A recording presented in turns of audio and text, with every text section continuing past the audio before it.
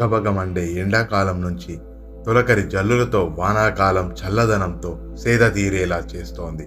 మనసును ఆహ్లాదపరుస్తోంది. ఇది మనసును ఎంత ఆహ్లాదపరిచినా కొన్ని జాగ్రత్తలు తీసుకోకపోతే ఎన్నో వ్యాధులను కూడా తెచ్చిపెడుతోంది. ఇక ఈ వానాకాలంలో ముఖ్యమైనది వేడి నీళ్లతో స్నానం చేయటం.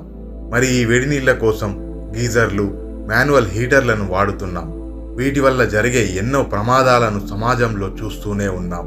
మరి ఈ ప్రమాదాల నుండి దూరంగా ఉండటానికి ఎలాంటి జాగ్రత్తలు తీసుకోవాలో మనం ఇప్పుడు చూద్దాం. వానాకాలంలో చలి వేయడంతో ఉదయం త్వరగా లేవాలనిపించక కొంచెం లేటుగా లేస్తాం. ఇక ఇక్కడి నుండే స్టార్ట్ అవుతుంది తంతా. లేటుగా లేసామని పిల్లలకి స్కూల్ లేట్ అవుతుందనో, ఆఫీసులకు లేట్ అవుతుందనో, మరే ఇతర కార్యక్రమాలకు లేట్ అవుతుందనో హడావిడిగా అన్ని పనులను చేసుకుంటాం. అందులో స్నానం మొట్టమొదటిది. ఇక ఈ చలిలో వేడి నీళ్లు తప్పనిసరి. వేడి నీళ్లతో స్నానం మనసుకు ప్రశాంతాన్ని ఇస్తుంది. ఇక వర్షాకాలం, చలికాలం అయితే స్నానానికి వేడి నీళ్లు ఉండాల్సిందే. గతంలో గ్యాస్, కట్టెల పొయ్యిపై కాచిన వేడి నీళ్లే స్నానానికి ఎక్కువగా వాడేవాళ్ళు. అయితే ఈ రోజుల్లో ఎక్కువ మంది గీజర్ని వాడుతున్నారు. కొందరు మాన్యువల్ హీటర్లను వాడుతున్నారు. ఇంకొందరు గ్యాస్ పై నీళ్లను వేడి చేసుకుంటున్నారు. ఇక గీజర్లు, మాన్యువల్ హీటర్లను వాడే వాళ్ళు మాత్రం తప్పకుండా ఈ వీడియోని చివరి వరకు చూడండి. మేము చెప్పిన జాగ్రత్తలు తప్పకుండా పాటించాలని విజ్ఞప్తి చేస్తున్నాము. కొత్తగా మా ఛానల్ని చూస్తున్న వారు సబ్స్క్రైబ్ చేసుకోండి. మరిన్ని ఇలాంటి ఇంట్రెస్టింగ్ వీడియోస్ కోసం పక్కనే ఉన్న బెల్ ఐకాన్ని యాక్టివేట్ చేసుకోండి. ఇక టాపిక్లోకి వెళ్ళిపోదాం. అయితే గీజర్లు, మాన్యువల్ హీటర్లు సరిగ్గా వాడకపోతే ప్రమాదాలు జరిగే అవకాశం ఉంది. వేడి నీళ్లతో సౌకర్యవంతంగా స్నానం చేయడానికి కొన్ని జాగ్రత్తలు ఖచ్చితంగా తీసుకోవాలి. గీజర్ని ఎలా వాడాలి? చాలాసార్లు మనం గీజర్ని ఆన్ చేసి ఆఫ్ చేయడం మర్చిపోతూ ఉంటాం. గీజర్ ఎక్కువసేపు ఆన్లో ఉంటే పేలే ప్రమాదం ఉంటుంది. కాబట్టి గీజర్ ఆన్ చేసిన సమయంలో ఆఫ్ చేయాలన్నది గుర్తుంచుకోవాలి. ఇప్పుడు మార్కెట్లలో ఆటోమేటిక్ గీజర్లని నీళ్లు వేడైన వెంటనే ఆటోమేటిక్గా ఆఫ్ అయిపోతాయని చాలా అడ్వర్టైజ్మెంట్లలో చూస్తూనే ఉన్నాము. కానీ అవన్నీ పరిగణనలోకి తీసుకోకుండా మన జాగ్రత్తలో మనం ఉండాలి. ఇక్కడ మీకు డౌట్ రావచ్చు, అలాంటప్పుడు ఆటోమేటిక్ గీజర్లు ఎందుకు అని. మీకు అర్థమయ్యేలా ఈ విషయాన్ని క్లుప్తంగా చూద్దాం.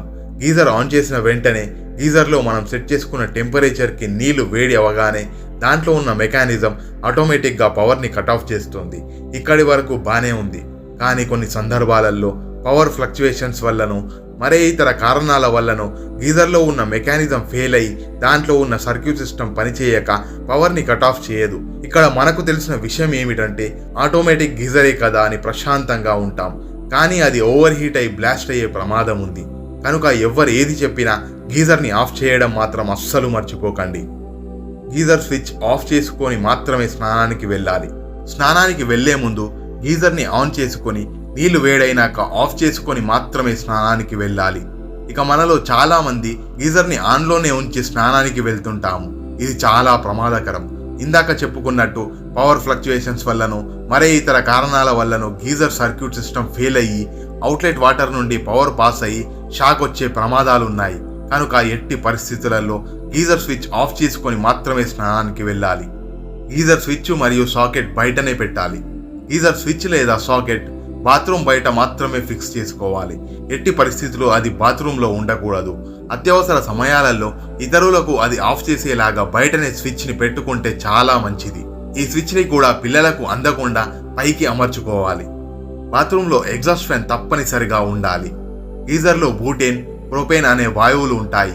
ఇవి కార్బన్ డైఆక్సైడ్ని ఉత్పత్తి చేస్తాయి. అందుకే బాత్రూంలలో గీజర్ని అమర్చేటప్పుడు ఎగ్జాస్ట్ ఫ్యాన్ను తప్పకుండా అమర్చుకోవాలి. తద్వారా గీజర్ నుంచి ఎలాంటి గ్యాస్ రిలీజ్ అయినా బాత్రూంలో పేరుకుపోకుండా ఎగ్జాస్ట్ ఫ్యాన్ పనిచేస్తుంది. ఇలాంటి విషపూరితమైన వాయువులు మన శరీరానికి హాని కలిగిస్తాయి. కనుక ఖచ్చితంగా బాత్రూంలో ఎగ్జాస్ట్ ఫ్యాన్ని అమర్చుకోవాలి. గీజర్ను పిల్లలకు అందేలా ఉంచకూడదు. పిల్లలకు సాధారణంగా ఏ కొత్త వస్తువును చూసినా పట్టుకోవాలని అనిపిస్తుంది. ఈ నేపథ్యంలో పిల్లలకు అందని ఎత్తులో గీజర్ని అమర్చుకోవాలి. దీంతో పిల్లలు గీజర్ను తాకలేరు. గీజర్ను అందే ఎత్తులో ఉంచితే వాటిని ముట్టుకోవడం ద్వారా పిల్లలు షాక్కు గురయ్యే ప్రమాదం ఉంటుంది. కాబట్టి అందనంత ఎత్తులో మాత్రమే గీజర్ని అమర్చుకోవాలి. చిన్నపిల్లలను పర్యవేక్షించకుండా స్నానం చేయడానికి ఎప్పుడూ అనుమతించవద్దు.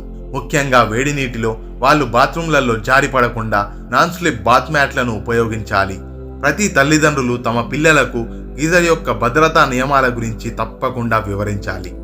గీజర్ యొక్క ఉష్ణోగ్రత ఎంత పెట్టుకోవాలి, గీజర్ యొక్క ఉష్ణోగ్రత ఎప్పుడు కూడా 50 నుంచి 60 డిగ్రీల మధ్యనే పెట్టుకుంటే చాలా మంచిది.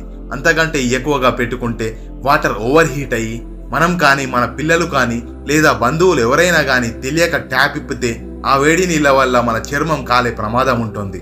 కనుక ఉష్ణోగ్రత ఎప్పుడు 50 నుంచి 60 డిగ్రీల లోపే ఉంచుకుంటే చాలా మంచిది. ఇక్కడ గీజర్ విషయానికి వస్తే మనం ఉష్ణోగ్రత ఎక్కువ పెట్టుకున్నట్లయితే గీజర్ ఓవర్ హీట్ అయి పేలే ప్రమాదం ఉంటుంది. కనుక ఇలాంటి ప్రమాదాలను జరగకుండా మనం టెంపరేచర్ని ఎంత తక్కువ వీలైతే అంత తక్కువలో ఉంచడం చాలా మంచిది. బాత్రూంలో ఎక్కువ సమయం గడపకూడదు. కొందరు వేడి నీటి స్నానం హాయిగా ఉందని ఎక్కువసేపు నీళ్ళల్లో గడిపేస్తూ ఉంటారు. ఇలా చేస్తే చర్మం డీహైడ్రేట్ అయ్యే అవకాశం ఉంటుంది. మీరు తరచుగా ఇలానే చేస్తుంటే చర్మం తన సహజ నూనెలను కోల్పోతుంది. దీంతో చర్మం పొడిగా మారుతోంది. అందుకే ఎక్కువసేపు వేడి నీటితో స్నానం మంచిది కాదు. గీజర్ గ్యాస్ మోడల్ అయితే ఎలా వాడాలి?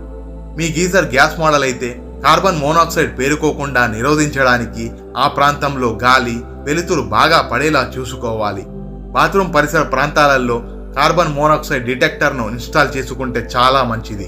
ఇది ఏదైనా లీకులు వెంటనే గుర్తించి మీకు అలారం ఇస్తోంది.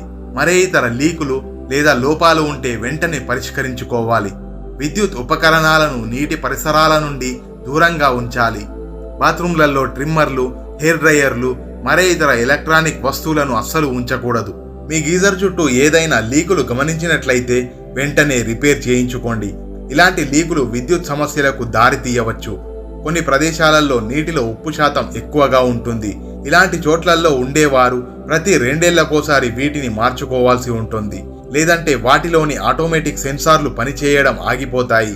ఇక స్విచ్ని ఆఫ్ చేయడం మర్చిపోతే అవి పేలే ప్రమాదం ఉంటుంది. నీళ్లు లేకుండా గీజర్ని అస్సలు ఆన్ చేయవద్దు.